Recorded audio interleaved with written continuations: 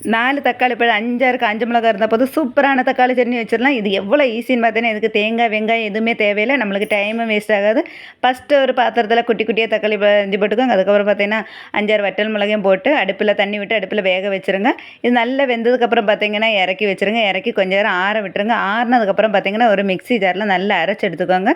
நல்லா அரைச்சி எடுத்துகிட்டு ஒரு சீஞ்சட்டில் பார்த்தீங்கன்னா தேங்காய் எண்ணெய் விட்டுக்கோங்க. தேங்காய் எண்ணெய் அதுக்கப்புறம் பார்த்தீங்கன்னா கடுகு, அதுக்கப்புறம் உளுந்தம்பருப்பு இதெல்லாம் போட்டு தாளிச்சிட்டு 2 சின்னுள்ளி வேணும்னா போடலாம், வேண்டாம்னா போடண்டாம். இது நான் எனக்கு பிடிக்கிறதுனால தான் போட்டிருக்கேன். இது போடாட்டிலும் ஒன்றும் இல்லை.